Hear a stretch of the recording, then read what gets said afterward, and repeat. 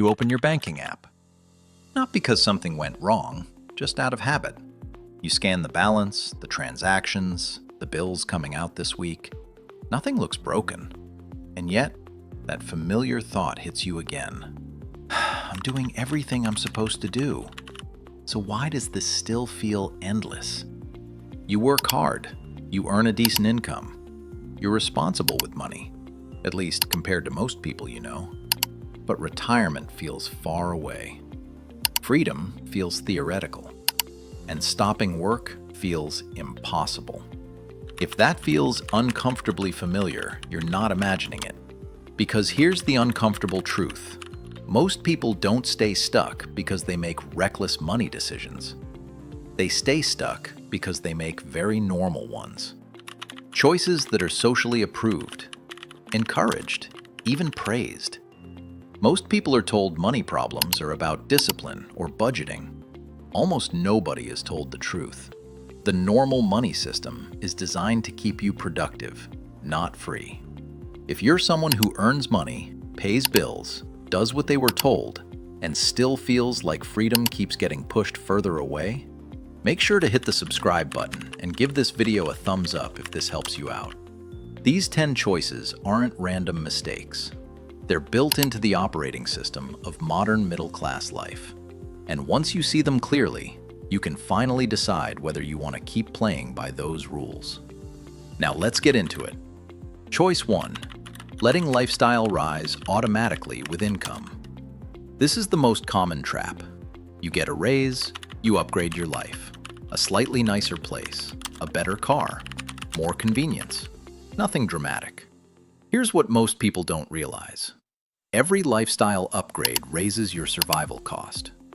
If your life costs $4,000 a month, you need more than that just to feel neutral. At $6,000 a month, the pressure doubles. This is why raises rarely feel like relief. They get absorbed. Over time, income grows, but margin doesn't. And without margin, freedom is mathematically impossible. This is where it gets really interesting. People who keep lifestyle flat while income rises don't feel rich. They become rich. Choice 2. Normalizing debt as a permanent feature of life. Debt is framed as normal. Car payments, student loans, credit cards, buy now, pay later. Here's what most people don't realize. Debt converts future income into obligation before you ever experience it as choice. A $600 monthly payment isn't just $600.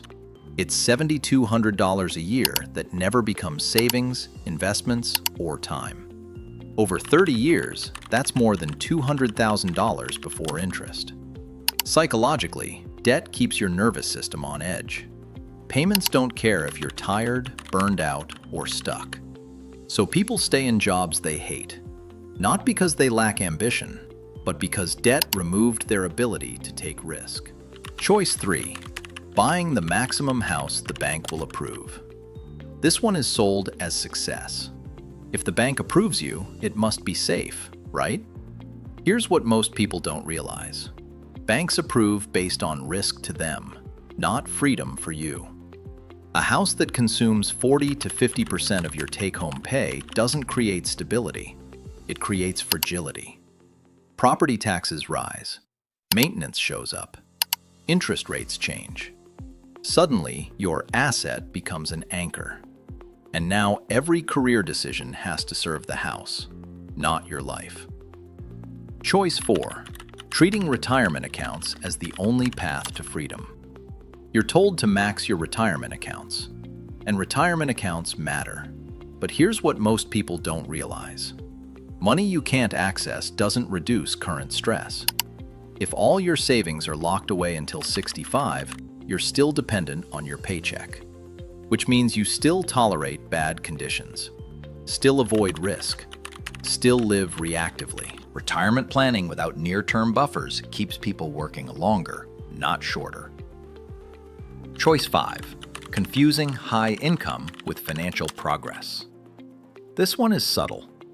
You earn more than your parents did, more than your peers, so you assume you're ahead. But income is not progress. structure is. If your fixed costs are high, your margin is thin, and your savings rate is fragile, a high income just means higher stakes. Here's what most people don't realize. Many high earners are closer to crisis than low earners with buffers. Because when income stops, structure is exposed. Here's where the whole system quietly locks in. This is the part almost nobody tracks, but it decides whether you ever stop working. Choice 6. Ignoring fixed cost ratios. Most people track balances. Few track ratios. But ratios determine outcomes. If more than 50 to 60% of your take-home pay is locked into fixed costs, freedom is mathematically impossible. You can't budget your way out of structural overload. Yet this is considered normal, celebrated even, until one disruption reveals how fragile it really is. Choice 7. Saving what's left instead of paying yourself first. This feels responsible. You pay bills, you live life, you save whatever remains. Here's the problem. What's left is usually nothing, or it disappears the moment life happens. This trains your brain to believe saving doesn't work. In reality, saving failed because it wasn't prioritized structurally. Wealth is built by design, not leftovers. Choice 8. Optimizing for comfort instead of resilience. Convenience is expensive. Food delivery, subscription stacking, outsourcing every inconvenience. None of these feel dangerous individually, but together they raise your burn rate, and burn rate determines freedom. Here's what most people don't realize. Resilient lives look boring.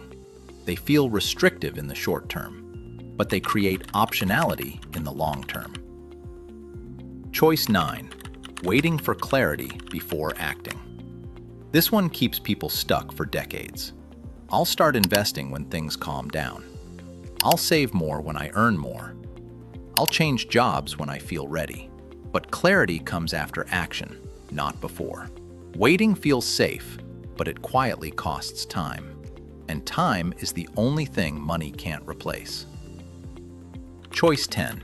Believing this is just how life is. This is the most dangerous choice of all. It doesn't feel like a choice. It feels like acceptance. You look around. Everyone is stressed.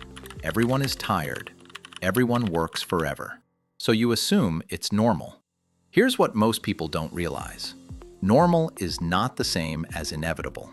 It's just common. And common outcomes come from common decisions. Now let's zoom out. None of these choices are reckless. They're encouraged, rewarded, applauded. And that's why they're so powerful. Because they don't fail loudly. They fail quietly, over decades. Here's the pattern. Rising lifestyle crushes margin. Debt removes flexibility. High fixed costs raise risk. Low buffers keep fear alive. Fear kills long-term planning. That's how people end up working forever. Not because they did something stupid, but because they did everything normal. Now you might be thinking, so what's the alternative?